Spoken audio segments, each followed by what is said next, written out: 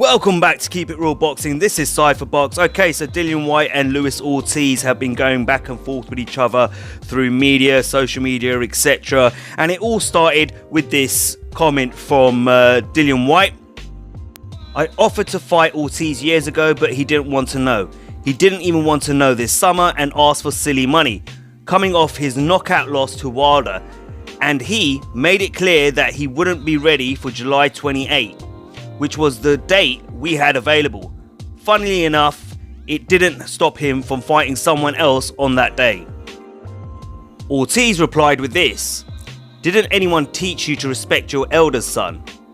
You must be smoking some good shit to think you got anything for us." And yeah, I said us. That goes for me, Wilder, or even Jermell. For a young guy, you sure have a big mouth. Down here, us boys in the South don't do a lot of talking. That's for cowards. So you and Joshua, if you want some, come get some. Because down here, in the good old USA, we bring it. We don't sing it. So listen here, young man. There is a spot open on this Wilder Fury card. So why don't you strap your nuts on and come face me so I can show you a good ass whooping, son. If not, please take my name out of your mouth. Now, I watched an interview with Eddie Hearn on IFL TV. It was about 6 or 7 minutes long. He was talking about Canelo versus Rocky Fielding, and I'll link it in the video, in the description of this video. And then at the end, he talked a bit about this, what's going on here. He said he's been in touch, or he's had a conversation with Luis Ortiz's team. It wasn't about this, it was about something else. But he also said that Dillian Whyte had put up a tweet saying that basically he was up for facing Luis Ortiz on December the 22nd. And this is the tweet he put up. It just says, "We can go December 22nd. And it says, replying to Boxing Scene. Now, this tweet, it doesn't have Luis Ortiz tagged in it, or even Luis Ortiz's manager, who is on social media, tagged in it, or anything like that. So I don't know how much I really believe that Dillian Whyte really is serious about winning this fight. Look, I don't believe a lot of things Dillian Whyte says now. Right now, I think he's full of hot air. That's just my personal opinion. I mean, this is a guy, Dillian Whyte, who says, "I'll fight anyone, anywhere, anytime." Yet, when it came to fighting Kovalev in Bulgaria, you weren't willing to go there and fight him. You know, your promoter lost a purse bid, started making excuses, oh, the money's not there, or they want us to fund the money, and making all this nonsense, etc. and stuff like that. But, you know, Hughie Fury's now fighting him. So clearly the money was there. You know, this is a guy who, in my opinion, handpicked Lucas Browne to make himself look really good. Lucas Browne, who, in my opinion, just turned up for a payday. You know, he was overweight, out of shape. You know, we knew that anyway, because Lucas Browne for the last 3 years had like one fight a year.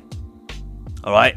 And that was just like, it was as a hand-picked opponent to make himself look good. And because it was being broadcasted in the US, of course. I think HBO picked that up as well, didn't they? You know, he's fought people like Robert Helenius and stuff like that. You know, but he's not fighting anyone serious. Oh, sorry, correction. He did fight Joseph Parker, but that's because he didn't want the Luis Ortiz fight. And he clearly didn't want to go to Bulgaria to fight Kovalev. And he picked Joseph Parker because I honestly believe he thought Joseph Parker was going to be easy. He thought Joseph Parker was going to be easy. And those last few rounds, Joseph Parker pulled the fight back around. But not only that, he nearly knocked him out, for crying out loud. He was holding on for dear life in that last round. If he'd fallen to the ground, he was not getting back up. If he'd fallen a second time to the ground and took a hard shot from Joseph Parker, there's no way he was getting back up, in my opinion. He was done in that last round. He's lucky he held on the way he did. And the scorecard even said it as well. I think it was 113-112. Even I scored it 113-112. And to Dillian Whyte, of course. And let's not forget that first knockdown actually wasn't a knockdown. It was a headbutt, which was classed as a knockdown. So if you actually gave that point back to Joseph Parker, the fight would have ended 113-113, a draw. So again, pretty lucky with the way decisions of, these little decisions during a fight have gone his way, in my opinion. So he really hasn't been taking on the big challenges. He's been kind of cherry picking, in my opinion. He was trying to cherry pick with Joseph Parker and then realised at the end of the fight, like, oh, sure, you know what? Picked the wrong guy here. I wonder whether he'd get into the ring with Joseph Parker again. I honestly don't think he would. But look, Luis Ortiz is clearly up for this fight. I don't care what Dillian Whyte says. Oh, I offered him this, I offered him that, whatever. Yeah, Dillian Whyte used to be the kind of guy, when he was coming up the rankings, what he would say, I would believe it, because he was that kind of fighter. Now suddenly he's got to the top of the tree and the top of the rankings. He's playing all these games, all these chess moves. He's following Eddie Hearn's advice. And do you know what? Prove to me you belong at the top of the tree. Yeah, take on a serious fight. Take on the threat of Luis Ortiz. Take on even a Dominic Vasyl. Like, Dominic Brazil's even out there calling him out. I haven't heard anything about that fight happening. He won't rematch Derek Chisora. Yeah, alright, Derek Chisora's made this ridiculous £5 million offer or whatever it is. I don't know if Derek Chisora really has that. It was a bit of a stupid thing to say, in my opinion. But at the same time, I don't believe he wants that Derek Chisora fight anyway.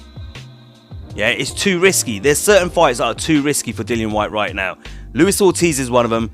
Derek Chisora is another one. The Dominic Brazil fight's also risky as well. If he loses to any one of those three fighters, he's got to start all over again. So, as far as I'm concerned, he could talk as much as he wants. But until I see it, I ain't going to believe it. And until he steps in the ring with Luis Ortiz, don't get me wrong, if he beats Luis Ortiz, I'll give him full credit. Of course I will. But until he steps in the ring with Luis Ortiz or Dominic Brazil or even Derek Chisora again, do you know what I mean? All this talk that he's giving, I'm not going to believe it. I won't believe it until I see it. Simple as that. And I liked Luis Ortiz's replies, strap your nuts on, because it was probably the right thing to say. Don't talk the talk, walk the walk. That's all I got to say when it comes to Dillian Whyte. Anyway, guys, like, share, and subscribe. Until next time, this is Cypherbox reminding you to keep it real.